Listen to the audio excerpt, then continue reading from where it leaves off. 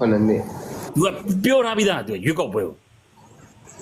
အဲ့တော့ဟိုမဲ့နာကြီးတို့ဘာတို့ခန်းငယ်တို့ခွီးစီကွာသားတွေဟိုမဲ့ဒိုက်ကြီးတို့ဘိုက်ကြီးတို့အောင်မသွားပြီးဟိုမှာကိုမန်းနေလက်မတွေသွားတောင်းတာပေါ့ဖမ်းခံရတာပေါ့သိလား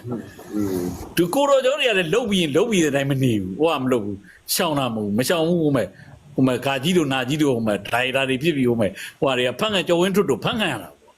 ဆိုလိုချင်တာကကျွန်တော်တို့ပြောတယ်အဲ့ဒီအတိုင်းကြီးအဲ့ဒီရဲ့ဥပဒေဒီပြည်သူလူထုပေါ်ဘလောက်တက်ရောက်မှုရှိသွားတယ်ဘလောက်တက်ရောက်မှုရှိမှန်းလဲ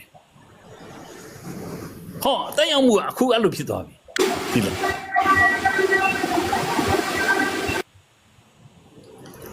ဆိုချေပုံမှာခမရလက်မထောင်ရင်ဟဟပြီးရင်တော့မှအဲ့ဒီလိုဖြစ်သွားတဲ့ဘွားကြီးဒီဟုတ်ကဲ့အဲ့တော့ဒီဘက်ပိုင်းကိုကျွန်တော်တို့ပြန်ကြည့်မယ်ရွေးကောက်ပွဲပိုင်းကိုပြန်ကြည့်မယ်ရွေးကောက်ပွဲမှာ3ယောက်ရှိရင်3ယောက်ကိုလုပ်ပြီးမှာရန်ကုန်တစ်မျိုးတည်းရရင်ရန်ကုန်တစ်မျိုးတည်းကိုလုပ်ပြီးမှာလုပ်ပြီးတဲ့ကောင်တွေဒီဘာလုပ်လဲလာ2008ခြေခံဥပဒေအောက်ကိုလုံးရာရဝင်သွားပြီပဲအဲ့တော့ तू ကဘာလုပ်မလဲ